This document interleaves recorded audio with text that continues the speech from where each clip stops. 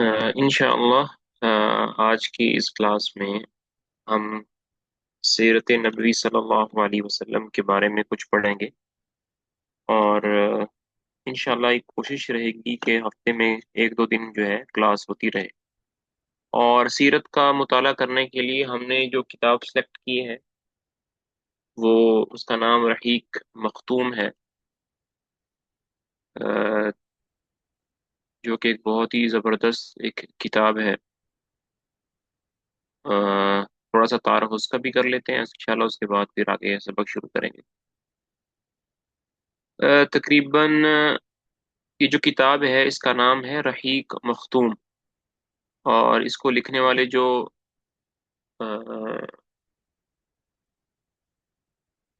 Scholar हैं उनका ताल्लुक इंडिया से है। और बेसिकली ये जो किताब है ये अरबी ज़ुबान में लिखी गई थी। और लिखने वाले जो स्कॉलर हैं उनका नाम सफ़ीउर रहमान मुबारकपुरी है। सफ़ीउर रहमान मुबारकपुरी। और बनारस से ताल्लुक है इनका, बनारस हिंद से। हुआ ये कि तकरीबन 1398 या 96 हिजरी में, जो कि तकरीबन 1976 बनता है, 1976 बनता है, सऊदी अरब के अंदर एक कमेटी है राबिततुल आलम अल इस्लामी, जो कि एक कमेटी कह लें, एक बोर्ड कह लें, जो कि मुसलमानों को पेश आने वाले जदीद मसाइल को डिस्कस करती है। उन्होंने एक कंपटीशन का इनेकाद किया कि वो कंपटीशन क्या है कि सीरत नबी के बारे में कॉलम लिखे जाएं। तो जिन जो सबसे अच्छी सीरत सीरत पर किताब लिखेंगे उनको इनाम दिया जाएगा। तो दुनिया भर से लोगों ने अरबी जुबान में सीरत नबवी सल्लल्लाहु अलैहि वसल्लम पर मकाले लिखे, बुक्स लिखी। और उनको एक डेडलाइन भी दी गई थी, एक दो महीनों की, 6 महीनों की, कि इस डेडलाइन से पहले पहले आपने जमा करवाने हैं। तो जब वो मकाले वगैरह जमा हो गए और फिर वो जो कमेटी बनी थी जिसने फैसला करना है कि सबसे अच्छी बुक किसने लिखी है, तो उसमें सबसे अच्छा कॉलम जिसको सबसे ज्यादा किया गया, वो यही आज की किताब है जिसका नाम रहीक मखतूम है, जिसको अब्दुर्रहमान मुबारकपुरी ने लिखा है। और दूसरे नंबर पर जो आने वाली किताब है वो अब्दुल माजिद है मौलाना, उनका ताल्लुक भी इंडिया से है। तीसरे नंबर पर जिन्होंने लिखी थी उनका ताल्लुक पाकिस्तान से था। चौथे नंबर पर जो आया उनका ताल्लुक मिस्र से था। और पांचवें नंबर पर जो आया उनका ताल्लुक सऊदी अरब से था। तो 1977 में या 78 में फिर एक मीटिंग हुई मक्का के अंदर। इन लोगों को इनामात दिए गए और साथ में ये भी कहा गया कि जिसका मकाला, जिसका कॉलम पहले नंबर पर है उसको शाया भी किया जाएगा। तो बेसिकली उर्दू में था, बाद में उसकी, सॉरी, अरबिक में था, बाद में उसकी उर्दू के अंदर ट्रांसलेशन भी हुई और बाद में उसकी फिर इंग्लिश के अंदर भी ट्रांसलेशन हुई। तो रहीक मखतूम ये किताब का थोड़ा सा एक बैकग्राउंड है। अब थोड़ी सी बात कर लेते हैं रहीक मखतूम है क्या, ये नाम क्यों सेलेक्ट किया गया। बेसिकली ये जो नाम है रहीक मखतूम, ये इसका सही नाम है अर्रहीकुल मखतूम। और ये कुरान पाक की एक आयत से लिया गया है, युस्कऊन फीहा मिर रहीक मखतूम। रहीक जो है बेसिकली एक, ये फूलों से निकलने वाला जो रस होता है, नेक्टर होता है, उसे बोलते हैं। और मखतूम ऐसा ऐसा लिक्विड होता है जो जिसके ऊपर सील लगाई होती है। तो बेसिकली ये रहीक मखतूम जन्नत की एक शराब के बारे में है कि जन्नतियों को वो शराब पिलाई जाएगी। तो मुसन्निफ जो हैं, लिखने वाले जो हैं, उन्होंने वहीं से इंस्पायर होकर इसका नाम लिखा है। शुरू में बहुत सारी ऐसी बातें हैं जो कि बहुत ज़्यादा डिटेल्ड में हैं, हम उसमें जाना नहीं चाहते।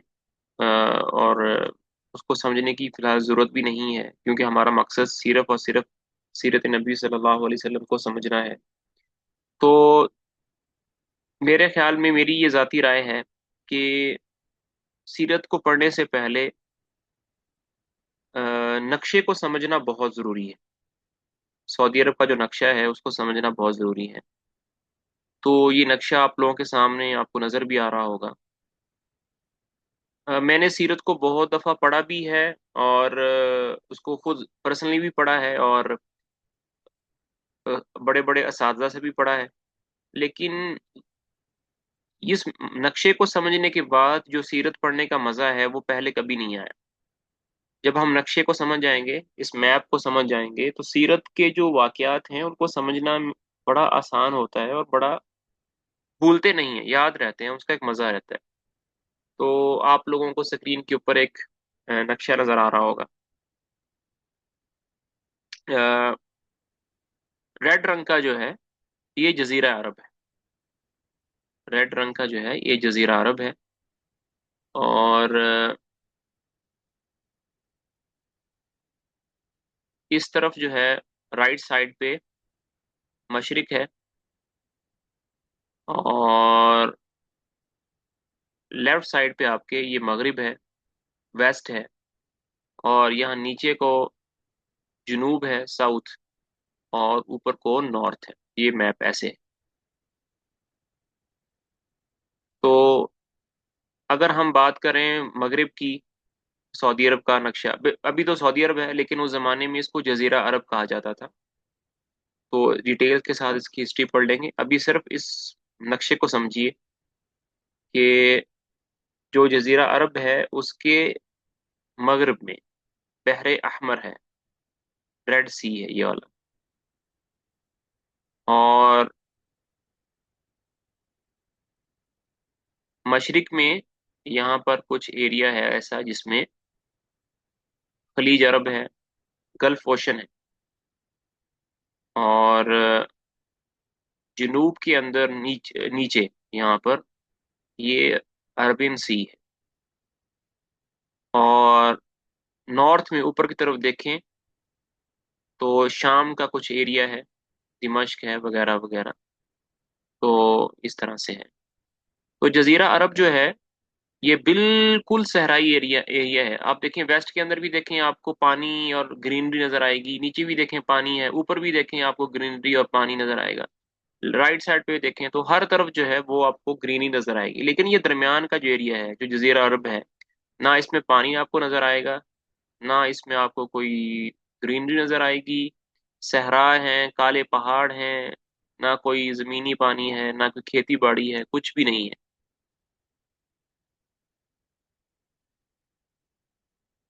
ये जो ईरान का एरिया है राइट साइड पे ये वाला, ये एक जमाने में बहुत बड़ी ताकत होती थी, जिसको हम पर्शियन अम्पायर कहते हैं। और उसके बादशाह का नाम हुआ करता था किसरा। और अगर वेस्ट में आ जाए यहाँ पर, तो ये थे रोमन अम्पायर। कैसर एक बहुत बड़ी हुकूमत होती थी। अल्लाह की शान देखें कि एक तरफ बहुत बड़ी हुकूमत ईरान की है, और एक तरफ बहुत बड़ी ताकत रोमन लोगों की है, और सऊदी अरब और जजीरा अरब दरमियान में है। लेकिन दोनों की कभी हिम्मत नहीं हुई कि वो जजीरा अरब को फतह कर सकें या उसमें कोई दखल अंदाजी कर सकें।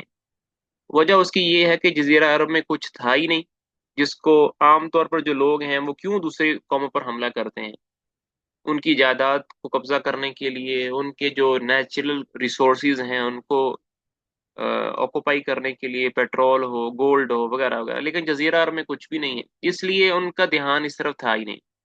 इसलिए ये जो जजीरा अरब है ये वाहद दुनिया का वो एरिया है, खित्ता है, जिसमें कभी किसी दूसरी कौम ने हमला नहीं किया। हिंदुस्तान पे गोरों ने हमला किया, मिस्र पर फ्रेंच लोगों ने किया, पोर्चुगीज ने किया, इधर उधर सब एक दूसरे पर हमला किया। लेकिन ये जजीरा अरब ऐसी जगह है जहां पर कभी किसी दूसरी कौम ने हमला करके इन पर कब्जा नहीं किया।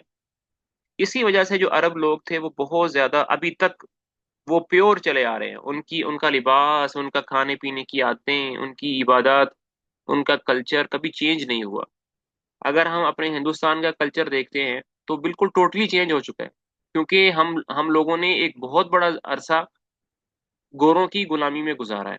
तो उनकी जुबान हमारे अंदर नजर आएगी आपको, उनका लिबास हमें हमने इख्तियार कर लिया है, उनका खाने पीने, उठने बैठने के अंदाज, वो हमने इख्तियार कर लिए हैं। मिस्र के अंदर फ्रांस ने हमला किया और बहुत देर उनको अपना गुलाम बनाए रखा। तो आपको मिस्र के लोगों में फ्रांस की झलक नजर आएगी, लिबास के एतबार से, खाने के एतबार से। तो जब भी कोई दूसरी कौम किसी पर हमला करती है तो जाहिर बात है वो अपनी अपनी जुबान, अपना कल्चर, अपना लिबास, खाने पीने की चीजें उन पर इम्पेक्ट कर देती हैं। लेकिन ये जो एरिया आपको नजर आ रहा है जजीरा अरब, यहाँ कुछ ऐसा नहीं है। इनकी वो आते हैं बिल्कुल प्योर थी। तो ये मैप इंशाल्लाह आपको समझ में आ गया होगा। अब इंशाल्लाह बकायदा तौर पे बुक्स शुरू करते हैं। बेसिकली हम मैंने बहुत सारे पेजेस जो हैं वो स्किप कर दिए हैं। पेज नंबर 33 से स्टार्ट करेंगे, और जो चीज़ें इंपॉर्टेंट हैं समझने के लिए वही पढ़ेंगे, फिर आहिस्ता आहिस्ता आगे। तो सबसे पहले आपने जजीरा अरब, जजीरा कहते हैं अ, ऐसी ज़मीन को जिसको तीन या चार, बेसिकली जो जजीरा अरब है ना, ये जजीरा लफज नहीं है, ये जजीरा नुमा अरब है। ठीक है। जजीरा वो एरिया होता है जिसको चारों तरफ से पानी ने घेरा हुआ हो, आईलैंड।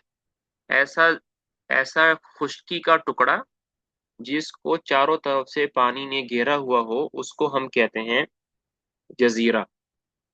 एक होता है जजीरा, जजीरा नुमा, जजीरे की तरह दिखने वाला वो जजीरा जिसको तीन तरफ से पानी ने घेरा हो और एक तरफ से खुश्की हो, उसको हम कहते हैं जजीरा नुमा। तो बेसिकली जो हम जजीरा अरब है, इसको अगर हम चारों तरफ से देखें तो आपको तीन तरफ से पानी नजर आएगा और एक तरफ से खुश्की नजर आएगी, इसलिए इसको जजीरा का लफ्ज कहना ठीक नहीं है। हाँ ये है कि इसको हम जजीरा नुमा कह सकते हैं। अगर आप दोबारा मैप देखना चाहते हैं, मैं दोबारा मैप दिखा भी देता हूँ। अ,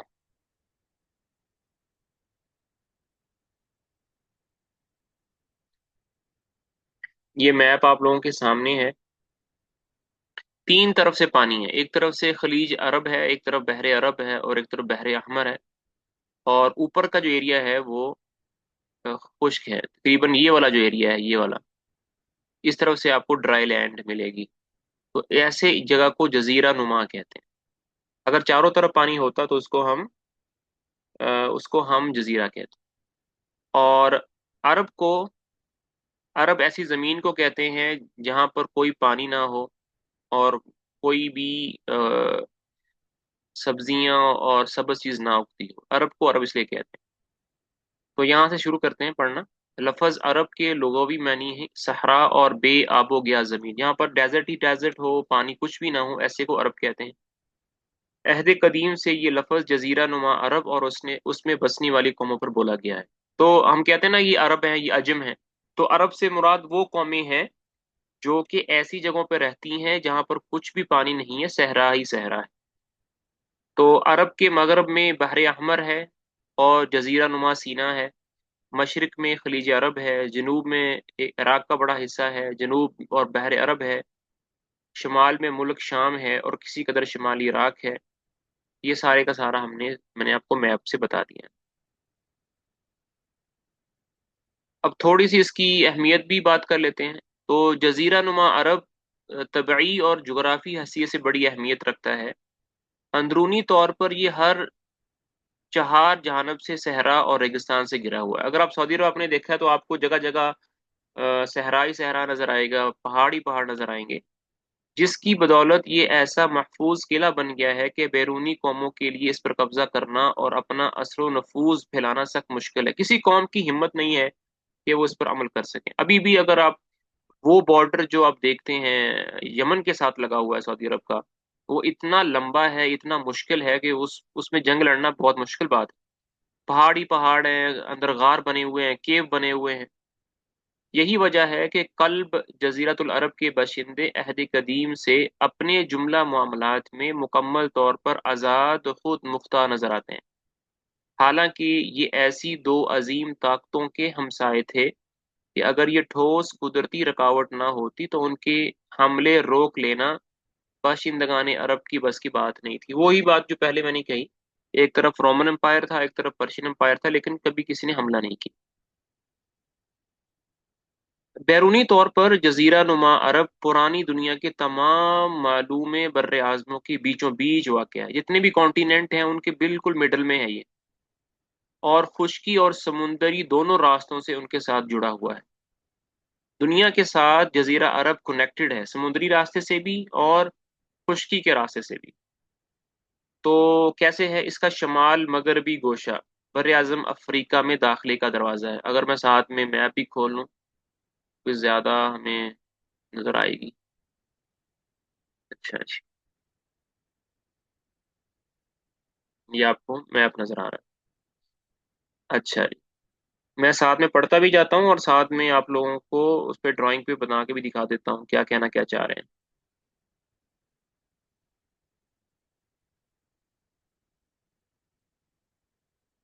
अच्छा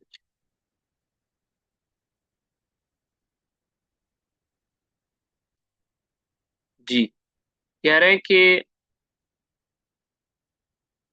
अ, आप लोगों को मैप नज़र आ रहा है ना? मैप नज़र आ रहा है आप लोगों को?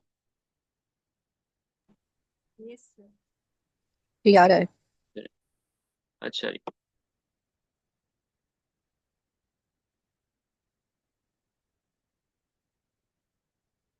कह रहे हैं कि शमाल मगरबी, तो शमाल मगरबी कौन सा एरिया होगा? आ, ये शिमाल है, ये वाला ऊपर नॉर्थ, और मगरबी ये वाला, तो ये वाला शिमाल मगरबी है। ये बर आज़म अफ्रीका से मिला हुआ है। और एक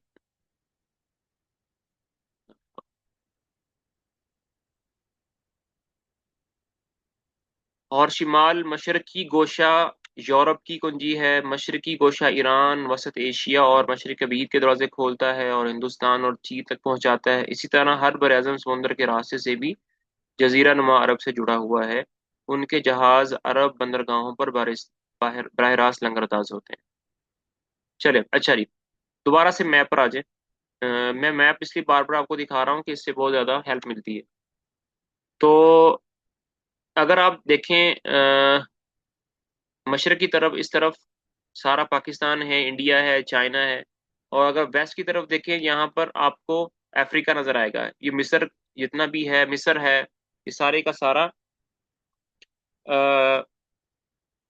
ये अफ्रीका का एरिया है। अगर ऊपर देखें यहाँ पर बहरे अबियत यहाँ पर लिखा हुआ है, ये सारे का सारा यूरोप का एरिया, तुर्किया है, ये सारे का सारा वहाँ है। इसी तरह अगर नीचे जनूब की तरफ देखें तो ये बाकी जो मतलब हर तरफ से, हर बर्रे आजम से, हर कॉन्टिनेंट से अगर आप जजीरा अरब आना चाहें तो आप खुश्की के रास्ते से भी आ सकते हैं और आप समुद्र के रास्ते से भी आ सकते हैं। ये इसकी इंपॉर्टेंस है। लेकिन कभी भी किसी भी मुल्क ने इस पर हमला करने की कोशिश नहीं की। वजह उसकी यही है कि ये बहुत ही ज्यादा वो एक ड्राई लैंड है ना, इसमें कोई चीज उस वक्त पेट्रोल था ना सोना था, कुछ भी नहीं था, तो लोग सोचते थे। अब थोड़ी सी बात कर लेते हैं कि कौमें कौन कौन सी हैं। बेसिकली अरब अरब के अंदर सिर्फ तीन ही कौमें हैं। बेसिकली तीन कौमें हैं, फिर उस तीन कौमों की आगे बहुत सारी ब्रांचेस हैं। सबसे पहली कौम जो अरबों की होती है उसे अरब बाइदा कहते हैं। बाइदा, बाइदा कहते हैं खत्म हो जाना, यानी वो कदीम अरब कबाइल और कौमें जो बिल्कुल खत्म हो गई हैं, अब उनकी कोई भी बाकियात जो है ना वो नहीं है। जैसे कौम आद है, कौम समूद है, तस्म है, जदेस है, अमालिका है, वगैरह वगैरह, ये पिछले अंबिया अलैहिस्सलाम की कौमें हैं, ये खत्म हो गई। इसे अरब बायदा कहते हैं। दूसरी कौम जो पाई जाती है अरबों की कैटेगरी, वो है अरब आरिबा।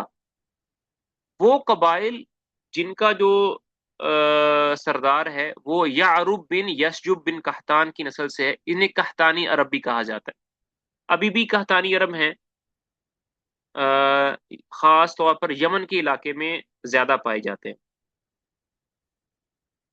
तो ये अरब अ, आरिबा हो गया। तीसरी कौम जो है वो मुस्तारबा है। मुस्तारबा वो कौम है जो हजरत इस्माईल अलैहि सलाम की नस्ल से है। वो कौम है जो कि हजरत عیسیٰ حضرت اسماعیل علیہ السلام کی قوم سے ہیں، اور ان کو عدنانی عربی کہا جاتا ہے۔ تو بیسیکلی تین قومیں ہیں، عرب باعدہ یہ ختم ہو گئی ہیں، عرب عاربہ یہ قحطانی ہے، یہ یمن کے علاقے میں زیادہ پائے جاتے ہیں، اور عرب مستعربہ یہ وہ قوم ہے جو حضرت اسماعیل کی نسل سے ہیں۔ کوئی بھی عرب جو ہے اگر ان کو اوپر لے کر جائیں تو آپ پیچھے جا کے ان کی یہ تین یا دو شاخیں بنے گی۔ اب آگے ان کی بہت ساری قبیلے ہیں، ہم ان کے میں ڈیٹیل میں جانے کی ضرورت نہیں ہے۔ ہاں، اچھا جی، آگے بڑھتے جاتے ہیں، سارا کا سارا یہاں سے شروع کرتے ہیں۔ کیونکہ ہمارے نبی صلی اللہ علیہ وسلم کس کی اولاد سے تھے؟ حضرت اسماعیل کی اولاد سے تھے، اور اسماعیل علیہ السلام جو ہیں وہ مستعربہ تھے، تو عرب مستعربہ کو ہم پڑھیں گے۔ تو کہتے ہیں کہ ان کے جد اعلیٰ سیدنا ابراہیم علیہ السلام تھے۔ ابراہیم علیہ السلام جو تھے ان کے بیٹے اسماعیل تھے، اور اسماعیل سے آگے عرب مستعربہ چلے ہیں۔ تو بیسیکلی جو ان کے دادا ہیں یا جد امجد کہہ لیں، وہ کون ہیں؟ وہ اس ابراہیم علیہ السلام ہیں، اصلاً عراق کے شہر اور کے باشندے تھے۔ تو جیسے ہمیں پتہ ہے کہ ابراہیم علیہ السلام جو ہیں وہ مکہ کے تو رہنے والے نہیں تھے، وہ اصل میں عراق کے رہنے والے تھے۔ اور ایک شہر ہے اور، کہاں پر ہے یہ شہر؟ فرات کے مغربی ساحل پر کوفے کے قریب واقع تھا۔ اس کی کھدائی کے دوران جو کتبات برآمد ہوئے ہیں ان میں سے شہر کی بہت سی تفصیلات منظر عام پر آئی ہیں، اور حضرت ابراہیم علیہ السلام کے خاندان کی بعض تفصیلات اور باشندگان ملک کے دینی اور اجتماعی حالات سے بھی پردہ ہٹا ہے۔ یعنی انہوں نے کھدائی کی ہے کوفے کے شہر کے پاس، تو وہ پرانا شہر دریافت ہوا، جیسے پاکستان میں ہڑپا ہے، موجو داڑو ہے، اس طرح انڈیا میں کچھ پرانے شہروں کی جب کھدائی کی جاتی ہے تو چیزیں سامنے آتی ہیں۔ تو یہ معلوم ہوا کہ حضرت ابراہیم علیہ السلام یہاں سے ہجرت کر کے شہر حران تشریف لے گئے، اور پھر وہاں سے فلسطین جا کر اسی ملک کو اپنی پیغمبرانہ سرگرمیوں کا مرکز بنایا۔ تو بیسیکلی ابراہیم علیہ السلام عراق کے تھے، عراق سے حران چلے گئے، حران سے فلسطین چلے گئے، اور پھر فلسطین میں ان کو نبوت ملی، اور پھر وہیں پر دعوت و تبلیغ کا کام کرتے رہے۔ ایک بار آپ مصر تشریف لے گئے، فرعون نے آپ کی بیوی سارہ سے کیفیت سنی تو ان کے بارے میں بدنیت ہو گیا۔ آپ فرعون جو ہے، یہاں پر ایک بات اور بھی سن لیجئے کہ فرعون جو ہے مصر کے بادشاہ کا ٹائٹل ہے، اس کا اصل نام کوئی اور ہوتا ہے۔ جیسے مثال کے طور پر سعودی عرب کا جو بادشاہ ہے، اس کا جو ایک ٹائٹل ہے وہ کیا ہے؟ خادم الحرمین الشریفین۔ اصل نام ان کا ملک سلمان ہے۔ ملک سلمان سے پہلے جو بادشاہ تھے ان کا نام ملک عبداللہ تھا، لیکن ان کا ٹائٹل وہی تھا۔ تو فرعون ٹائٹل وہی ہے، لیکن ان کا جو ایکچوئل نیم ہے وہ کوئی اور ہے۔ موسیٰ علیہ السلام کے زمانے میں فرعون کا کوئی اور نام تھا، ابراہیم علیہ السلام کے زمانے میں فرعون کا کوئی اور نام تھا۔ تو ٹائٹل وہی ہے لیکن بادشاہ۔ تو فرعون نے آپ کی بیوی حضرت سارہ، تو دو بیویاں تھیں، حضرت سارہ بھی تھیں اور حضرت اور بھی تھیں، کیفیت سنی تو ان کے بارے میں بدنیت ہو گیا اور اپنے دربار میں برے ارادے سے بلایا، لیکن اللہ نے حضرت سارہ کی دعا کے نتیجے میں غیبی طور پر فرعون کی ایسی گرفت کی کہ وہ ہاتھ پاؤں مارنے اور پھینکنے لگا۔ اس کی نیت بد اس کے منہ پر مار دی گئی، اور وہ حادثے کی نوعیت سے سمجھ گیا کہ حضرت سارہ اللہ تعالیٰ کی نہایت خاص اور مقرب بندی ہیں، اور وہ حضرت سارہ کی اس خصوصیت سے اس قدر متاثر ہوا کہ اپنی بیٹی ہاجرہ کو ان کی خدمت میں دے دیا۔ پھر حضرت سارہ نے حضرت ہاجرہ کو ابراہیم علیہ السلام کی زوجت میں دے دیا۔ بہرحال فرعون کی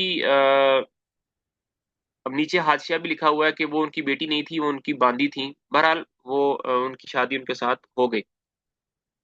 تو اب حضرت ابراہیم علیہ السلام کی دو بیویاں ہیں، ایک حضرت سارہ ہیں اور ایک حضرت ہاجرہ ہیں۔ بیسیکلی یہ ہاجرہ نہیں ہے، صحیح لفظ ہاجر ہے۔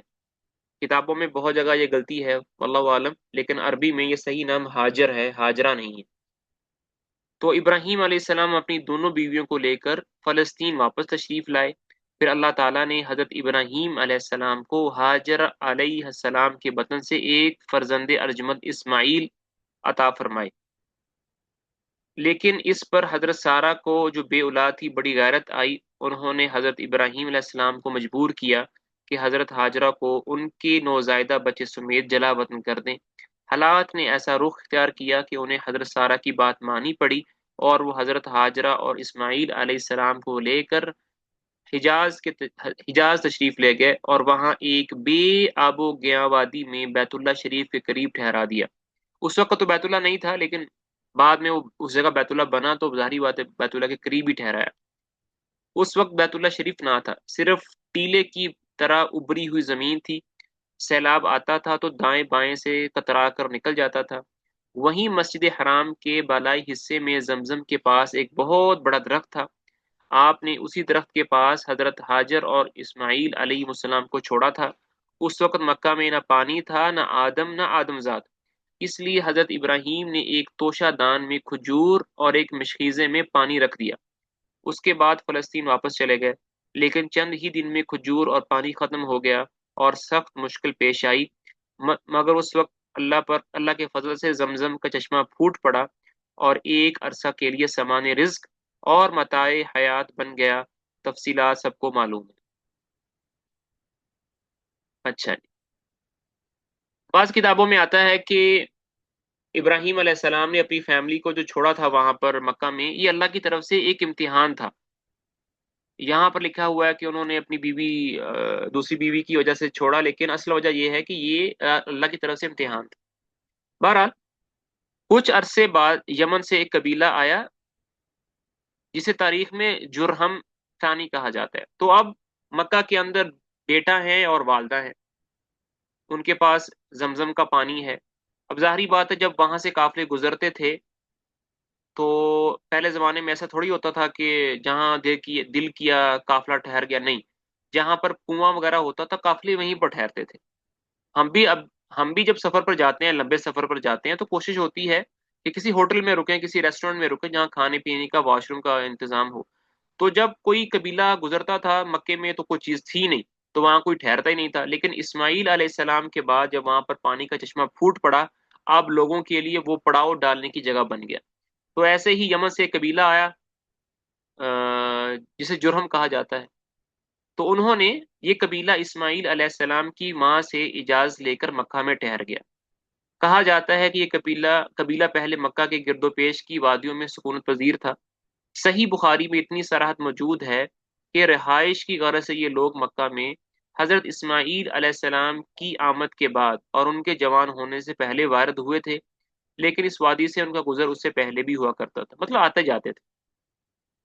حضرت ابراہیم علیہ السلام اپنے متروکات کی نگہداشت کے لیے وقتاً فوقتاً مکہ تشریف لایا کرتے تھے، یعنی وہ خود تو فلسطین چلے گئے تھے لیکن آتے جاتے تھے۔ کتنی بار آئے یہ اس کا موجود نہیں ہے، لیکن 3-4 دفعہ آئے۔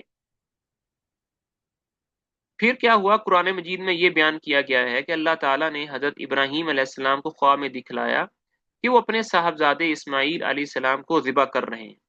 یہ خواب ایک طرح کا حکم الہی تھا، اور باپ بیٹے دونوں اس حکم الہی کی تعمیل کے لیے تیار ہو گئے۔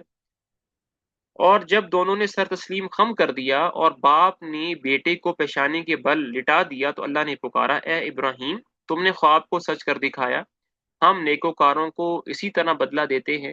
یقیناً یہ ایک کھلی ہوئی آزمائش تھی اور اللہ نے انہیں فدیے میں ایک عظیم ذبیحہ عطا فرمایا۔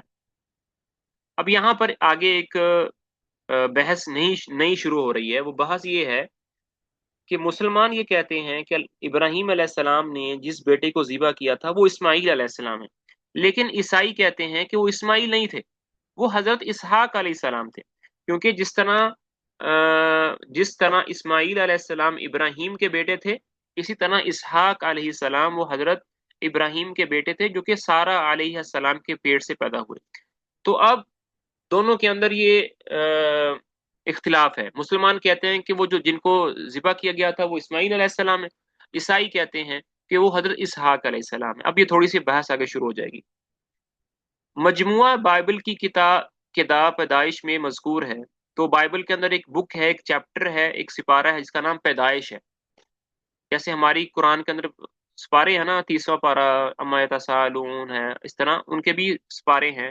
پیدائش میں مذکور ہے کہ حضرت اسماعیل علیہ السلام حضرت اسحاق علیہ السلام سے 13 سال بڑے تھے، اور قرآن کا سیاق بتلاتا ہے کہ یہ واقعہ حضرت اسحاق علیہ السلام کی پیدائش سے پہلے پیش آیا تھا، کیونکہ پورا واقعہ بیان کر چکنے کے بعد حضرت اسحاق علیہ السلام کی پیدائش کی بشارت کا ذکر ہے۔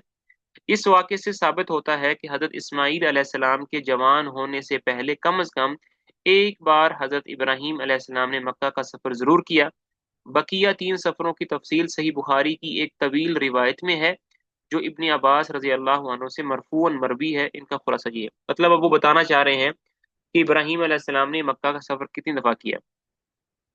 ایک دفعہ تو پیچھے ثابت ہو گیا، دوسری مرتبہ حضرت اسماعیل علیہ السلام جب جوان ہو گئے، جرہم سے عربی سیکھ لی اور ان کی نگاہوں میں جچنے لگے، تو ان لوگوں نے اپنے خاندان کی ایک خاتون سے آپ کی شادی کر دی۔ تو جرہم قبیلہ جو یمن سے آیا تھا، اسماعیل علیہ السلام کی والدہ کی سے اجازت سے وہاں ٹھہر گیا تھا، ان قبیلے والوں نے اپنی ایک خاتون کی شادی اسماعیل علیہ السلام سے کر دی۔ اسی دوران حضرت ہاجرہ کا انتقال ہو گیا۔ ادھر حضرت ابراہیم علیہ السلام کو خیال آیا کہ اپنا ترکہ دیکھنا چاہیے، چنانچہ وہ مکہ تشریف لے گئے، لیکن حضرت اسماعیل علیہ السلام سے ملاقات نہ ہوئی۔ وہ گھر پر نہیں تھے، باہر کہیں گئے ہوئے تھے۔ بہو سے حالات دریافت کیے، اس نے تنگدستی کی شکایت کی۔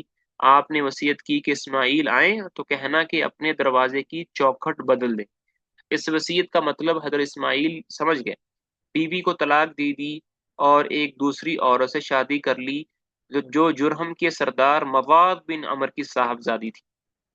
یہ دوسری دفعہ آئے تھے۔ اب تیسری دفعہ کب آئے؟ اس دوسری شادی کے بعد ایک بار پھر حضرت ابراہیم علیہ السلام مکہ تشریف لے گئے، مگر اس دفعہ بھی حضرت ابراہیم علیہ السلام سے ملاقات نہ ہوئی۔ بہو سے احوال دریافت کیے تو اس نے اللہ کی حمد و ثنا کی۔ آپ نے وصیت کی اسماعیل علیہ السلام اپنے دروازے کی چوکھٹ برقرار رکھیں اور فلسطین واپس ہو گئے۔ یہ تیسری مرتبہ آئے۔ اس کے بعد تشریف لائے تو حضرت اسماعیل علیہ السلام زمزم کے قریب درخت کے نیچے تیر گڑ رہے تھے، مطلب تیر کو تیز کر رہے تھے۔ دیکھتے ہی لپک پڑے اور وہی کیا جو ایسے موقع پر ایک باپ اپنے بیٹے کے ساتھ اور بیٹا باپ کے ساتھ کرتا ہے۔ یہ ملاقات اتنے طویل عرصے کے بعد ہوئی تھی کہ ایک نرم دل اور شفیق باپ اپنے بیٹے سے اور ایک اطاعت شعار بیٹا اپنے باپ سے بمشکل ہی اتنی لمبی جدائی برداشت کر سکتا ہے۔ اسی دفعہ دونوں نے مل کر خانہ کعبہ تعمیر کیا، بنیادیں کھودیں، دیواریں اٹھائیں، اور ابراہیم علیہ السلام نے ساری دنیا کے لوگوں کو حج کے لیے آواز دی۔ بیسیکلی خانہ کعبہ جو تھا اس کی بنیادیں تو پہلے سے موجود تھی، لیکن وقت گزرنے کے ساتھ ساتھ اس کی جو بنیادیں تھیں وہ نیچے دب گئی تھی۔ اللہ تعالیٰ نے مواز کی صاحبزادی سے اسماعیل علیہ السلام کو 12 بیٹے عطا فرمائے، جن کے نام یہ ہیں: نابت، نیایوت، کیدار، ادابائل، مبشام، مشما، دوما، میشا، حدد، تیما، یتور، نفیس، کیدمان۔ ان میں سے ہمارے نبی صلی اللہ علیہ وسلم کی جو نسل ہے وہ کیدار سے چلی ہے، یہاں سے، کیدار سے۔ ان 12 بیٹوں سے 12 قبیلے وجود میں آئے۔ 12 بیٹے تھے، 12 قبیلے بن گئے، ہر قبیلے۔ ان 12 بیٹوں سے 12 قبیلے وجود میں آئے اور سب نے مکہ ہی میں بود و باش اختیار کی۔ ان کی معیشت کا دار و مدار زیادہ تر یمن، مصر اور شام کی تجارت پر تھا۔ ظاہری بات ہے جہاں پر وہ رہتے تھے وہاں کھیتی باڑی تو ہوتی نہیں تھی، تو تجارت ہی کرتے تھے، تو مصر میں جاتے تھے، شام میں، اس طرح۔ بعد میں یہ قبائل جزیرۃ العرب کے مختلف اطراف میں پھیل گئے، مطلب پہلے یہ مکہ میں تھے، پھر کئی ہر جگہ پھیل گئے، اور ان کے حالات زمانے کی تاریکیوں میں دب کر رہ گئے۔ صرف نابت اور کیدار کی اولاد اس گمنامی سے مستثنا ہے، یعنی دو بچے ایسے تھے، نابت اور کیدار، جن کی کچھ تاریخ میں ملتی ہے، باقی کسی کی اتنی نہیں ملتی۔ چلے جی، یہاں تک پڑھیں گے انشاءاللہ، اگلا پھر کل دیکھیں گے انشاءاللہ۔ کوئی سوال ہے تو پوچھ سکتے ہیں، ورنہ بند کرتے ہیں اس کو۔ السلام علیکم سر، میرا ایک سوال ہے۔